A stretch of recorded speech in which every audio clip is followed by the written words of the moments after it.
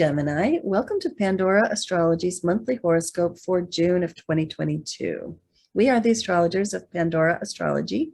I'm Jamie Kale Miller. I'm in Berkeley, California. I'm Julia Mijas in Pioneer, California.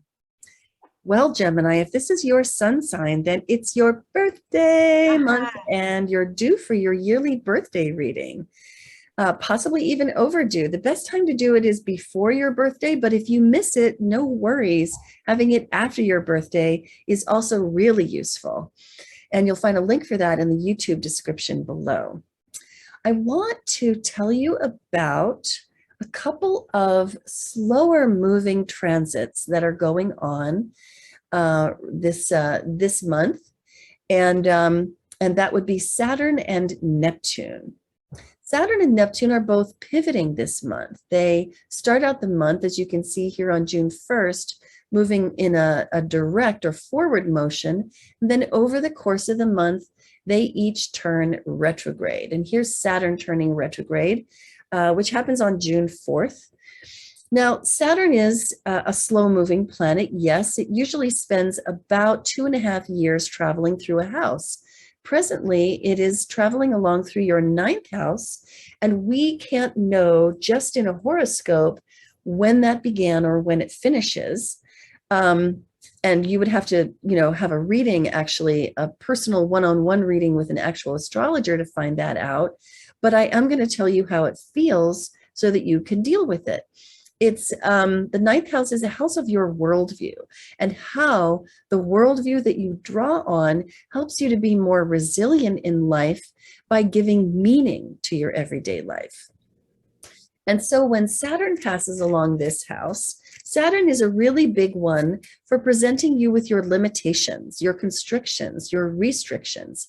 Saturn reminds us, using often a harsh reality check, that some changes may need to happen, perhaps a form of restructuring or reorganization, and that there may be some hard work that you're called upon to do in this arena over the 2.5-year period that Saturn is here. So putting those ideas of Saturn in the 9th house together, you're in a 2.5-year phase where you've got to reconstruct your worldview, your belief system, the way that you see the world, to help it make sense. So during this 2.5-year period, it wouldn't be surprising if your worldview breaks down in some way. And if you have always adhered to a particular worldview, perhaps deriving from the religion of your childhood, or a religion that you've adopted since your childhood, or a philosophy that you have, or a spiritual path that you're on, or even just a set of beliefs that you have based on your understanding of the world through a paradigm such as science. Whatever it is, this worldview needs some reconstruction. There are some ways that it's just not working anymore, and you're gonna have to fix it. And that's an uncomfortable process. It's kind of good to know when that's happening. Now, the other planet I want to talk about is Neptune. Neptune is the dreamer and visionary. Neptune is in an approximately 14-year journey through your 10th house. And this year, Neptune goes retrograde around the 28th of the month. And that will probably be felt by you as a milestone for you this year in Neptune's process. Neptune's process is to redream, reimagine every area that it passes through, and the 10th house is the arena of career. So, to put it succinctly, you are involved in a 14 years journey to redream and reimagine your career so that it can be more meaningful for you and better in alignment with your spiritual value system. And so if you've been participating in a career that doesn't feel right to you spiritually, this is a lengthy era of your life in which that really needs to change. If you don't feel good about the ethics of the company that you're working for, that would cause you to go through a phase of disillusionment. And this month could very well be the time when that happens. It can happen every year of this 14-year period, and this is the month when. So this is a pretty big deal, but it's also pretty deep in your psychology. It's not really near the surface. So when this comes around towards the end of the month, you might face some kind of disillusionment that really bursts your bubble and makes you realize that, wow, I just really need to redream my career. In which case, it's a really good time to start listening to the guidance of your greater self. So that's what I wanted to tell you about those two. And you can find out a lot more about Neptune and Saturn and their pivot this month in the video that we made about it on our YouTube channel, Pandora Astrology, in the June 2022 news playlist. Then the last thing I just want to point to really briefly is that Jupiter is in your 11th house. And I talked about this last month in depth in your horoscope for May. So you really should look there because Jupiter brings luck and opportunity wherever it goes. And your 11th house is the house of your community, your friendships, your long-term goals, really long-term goals, and and also your social media networks. And so Jupiter is bringing you luck and opportunity in those areas. And it's a good thing to know about. So you should check your last month's horoscope to find out more. Hey, Julia, you've got news about Mercury, Venus, and Mars. What's that good stuff? Oh, so much good stuff for the Geminis of the world because your ruling planet Mercury is going to go direct this month. So Geminis tend to feel Mercury retrogrades a little bit more than other people. Mercury is the planet of communication. It represents our mind. It can also represent technology and travel too. So with Mercury's been retrograde mainly last month. It goes direct on the 3rd of June this month. But, during this whole Mercury retrograde cycle, which all happened in your 12th house, the 12th house is a very secluded house. It's a mystical house. It's the house of the subconscious, but it can also relate to loss and self-undoing too. And this Mercury retrograde cycle, Mercury is a planet that can also represent organization because it's a very sort of logical and planet that's very good at analyzing and putting everything in its place. So during this Mercury retrograde cycle, it's possible that some of your organizational systems got a little bit fried and maybe you've been losing things left and right. Maybe important things like, where'd I put my credit card? I can't find my phone. I thought it was here and now it's there. So that's one interpretation of Mercury retrograde in the 12th. But after the 3rd, and give about a week after the 3rd when it goes direct, because it takes about a week for Mercury to slowly get up to its regular speed. And that's what we call the shadow period. It tends to be a week before and after the Mercury retrograde cycles, where, things are beginning to resolve, but you still might run into a few snafus along the way. Then by June 13th, Mercury is going to enter your first house of self. That's going to feel a lot better for you, Gemini, than maybe the past month has been. So when Mercury enters the first house of self, it's a very, very good time for being able to express yourself with your words, express yourself with your intellect. You might find that you are able to be more articulate in a job interview. In fact, it's actually a really good month or a good time period to sort of make a good first impression on others using your words and your mind as well. Also good if you have to give a presentation at school, for example. Then, so Mercury's going to stay in the first for the rest of the month after that.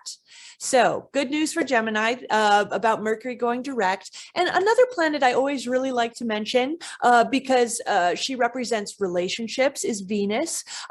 She not only represents relationships, she also has a lot to do with our sense of beauty. She's the planet of harmony. Wherever we have her, we can also find some pleasure in our life. And Venus starts the month in your 12th house, right where Mercury was too. But she's going to stay here till the 22nd.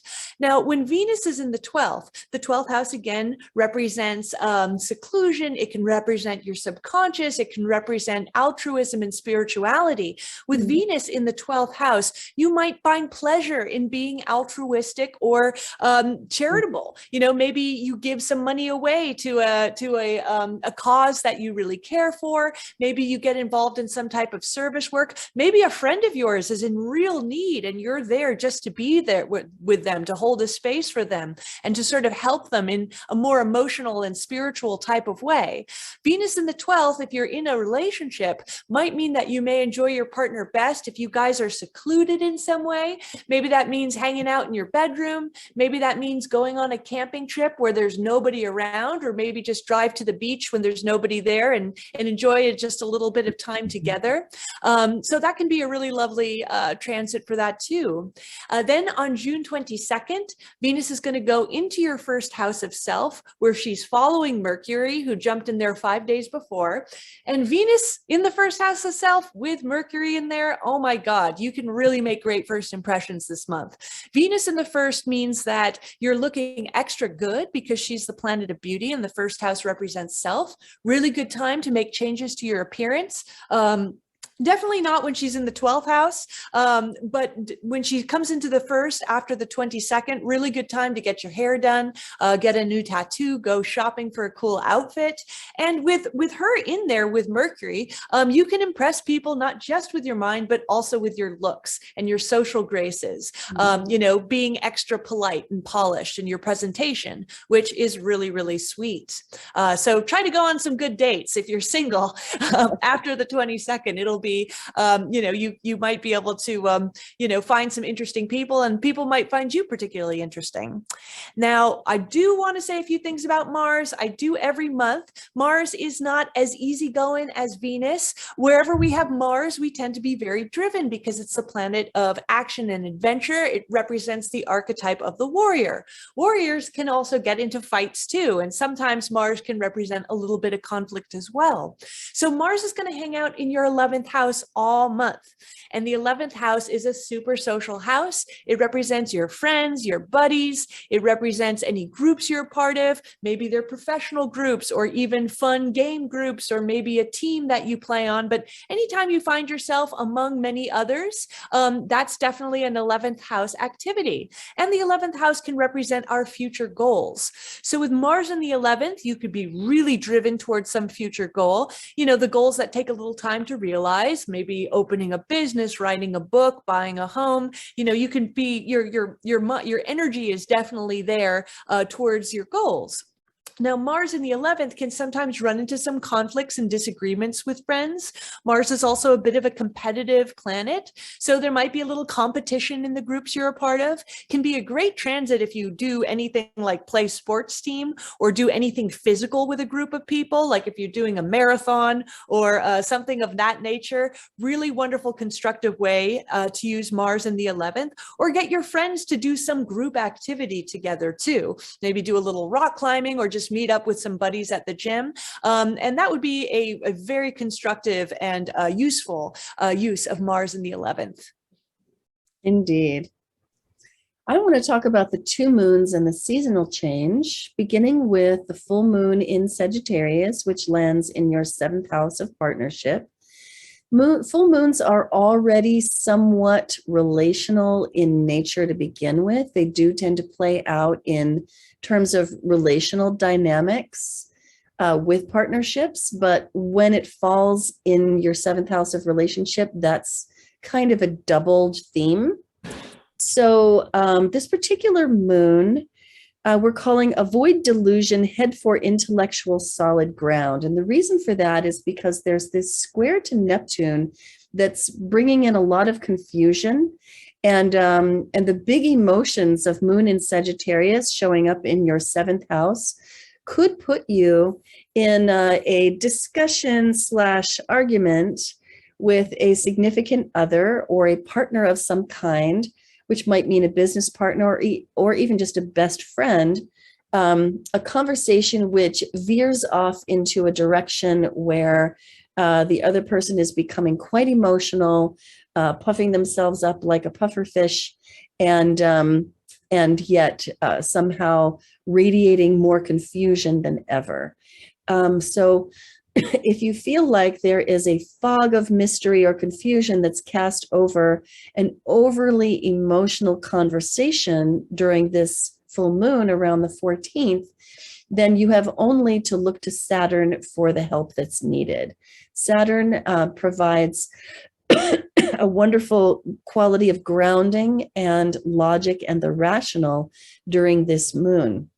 By trining the sun and sextiling the moon, Saturn in Aquarius, where he loves to be, says that all you have to do is reach for logic and the rational and just, make sense in the conversation and bring that grounded rationality, not in a forceful way so as to make that emotional person feel like, stupid or gaslit or, like cut down or like you're intellectually superior, but just to introduce enough of the rational into the conversation to bring it back to a place of balance. So Saturn's your guy for that.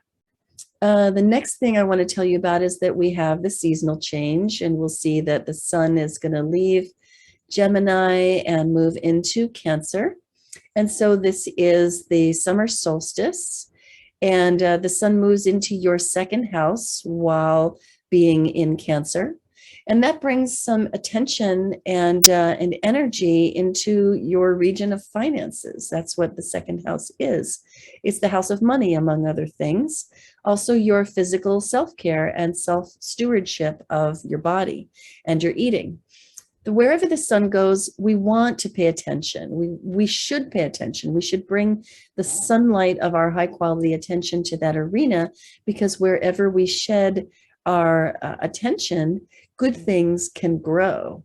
And so while the sun is passing along through your second house for about a 30-day period, it's good to pay high quality attention to your money and the care and cultivation of your own physical self.